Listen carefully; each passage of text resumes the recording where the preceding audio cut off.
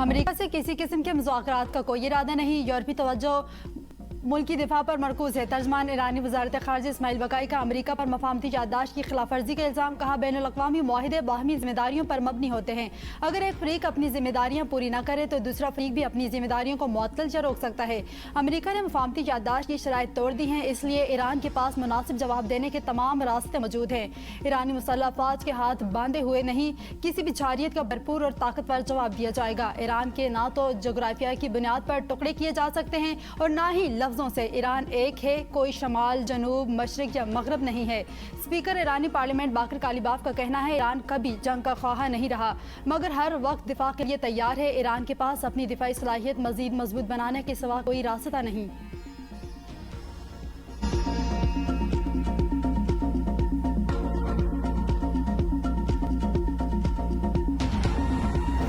ایران نے معاہدہ نہ کیا تو اگلے ہفتے بجلی گھر اور پل نشانہ بنیں گے، صدر ٹرمپ کی دھمکی۔ ایک انٹرویو میں کہا کہ حملوں کا یہ سلسلہ اس وقت تک نہیں رکے گا جب تک یہ نہ کہہ دوں کہ بس بہت ہو گیا۔ امریکہ نے منگل کو ایران کے ساتھ بات چیت کی اور معاہدے پر زور دیا۔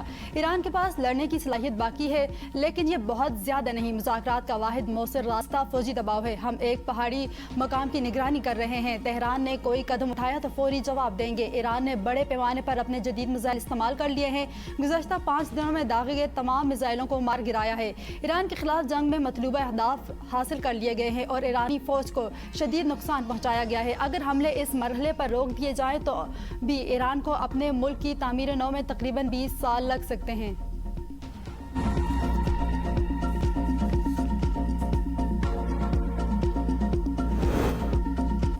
ایران کی بحری ناکہ بندی، ایرانی پاسداران انقلاب نے مشرقی وسطی سے تمام توانائی برآمدات روکنے کی دھمکی دے دی۔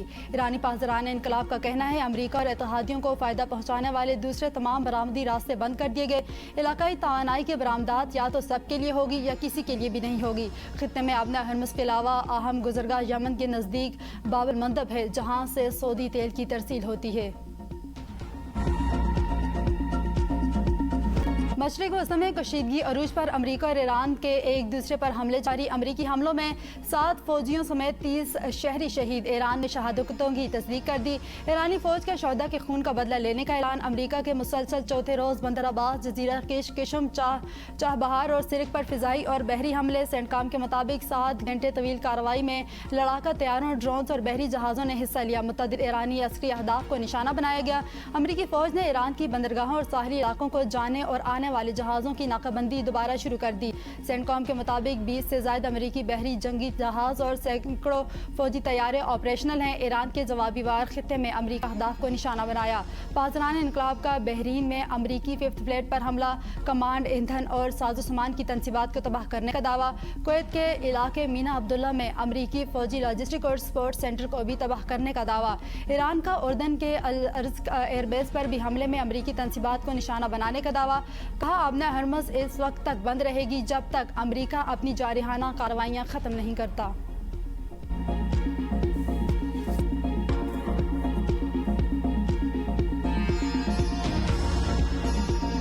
پاکستان کے خلاف، پاکستان کے فوج کے خلاف، ہمارے ان سپاہیوں کے خلاف کوئی بات کرے گا، ہمارے ریڈ لائن ہے وہ بھی ہم برداشت نہیں کر سکتے۔ کشمیر کی صورتحال ہے، اس میں ہم آج بھی چاہیں گے کہ کوئی درمیانی راستہ نکلے۔ کشمیریوں کے خلاف غلط زبان استعمال کریں گے، ان کے خلاف بولیں گے تو ہمارا دل ٹوٹ جائے گا۔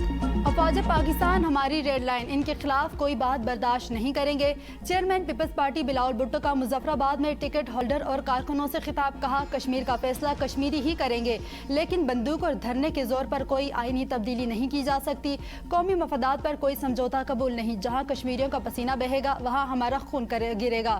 آزاد کشمیر کا بحران وفاقی وزراء کے بیانات کی وجہ سے پیدا ہوا ہے، اب وفاقی حکومت کو ہی موجودہ بحران ختم کرنا ہے۔ جب تک آزاد کشمیر کے حالات خراب رہیں گے تب تک کشمیر کاز کو نقصان ہوگا۔ ہمیں خیال رکھنا چاہیے کہ ان حالات کا کوئی دشمن فائدہ نہ اٹھائے۔ ہماری خواہش ہے کہ کشمیر کے مسئلے کا پرامن حل نکالا جا سکے۔ کبھی نہیں چاہیں گے آزاد کشمیر میں دہشت گردی کی سیاست پروان چڑھے۔ سیاسی قیادت کشمیری رہنما اور عوام قومی مفاد کو مقدم رکھے۔ کشمیری مہاجرین کی نمائندگی پر پیپلز پارٹی کوئی سمجھوتہ کرنے کے لیے تیار نہیں۔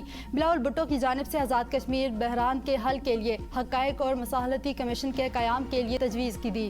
کہا तलबा एक्शन कमेटी ने अपील की है कि कमीशन के क़याम पर इत्तफाक होते ही लॉन्ग मार्च और धरने मुअत्तल करेंगे।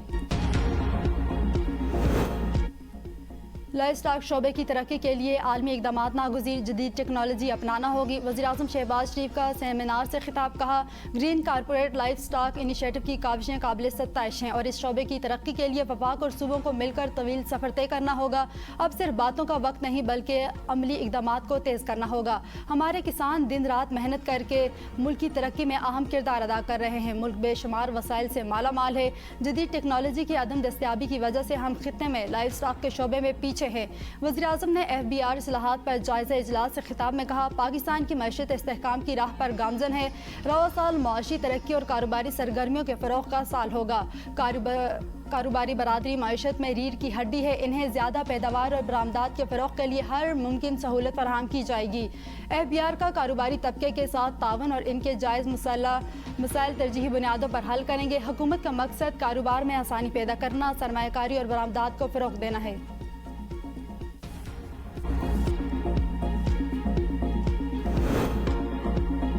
रोटी, नान और आटा महंगा। मुल्क के मुख्तलिफ शहरों में आटे, रोटी और नान की कीमतों में इजाफे और सरकारी नरखों पर तनाज़ुर शिद्दत इख्तियार कर गया। लाहौर में नान भाइयों ने रोटी और नान महंगे करने का ऐलान कर दिया। रोटी की कीमत में 9 रुपये और नान की कीमत में 10 रुपये इजाफा। कराची में आटा फरोशों की गिरफ्तारियों और जुर्मानों के खिलाफ होल सेल ताजरों ने हड़ताल कर दी।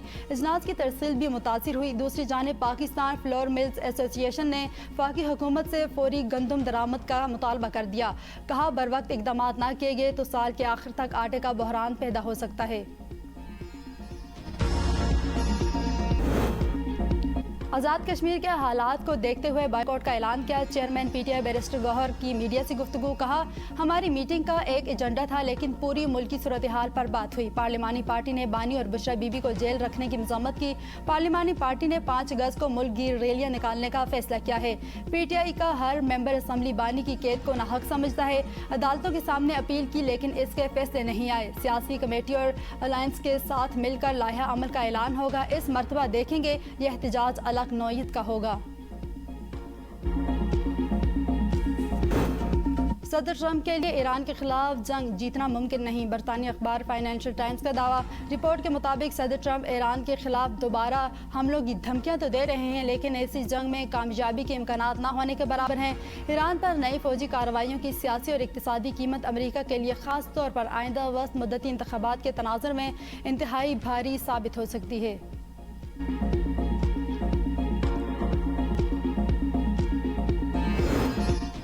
अमेरिका का जौहरी फैलाव से मुतल्लिक नई पाबंदियों का ऐलान।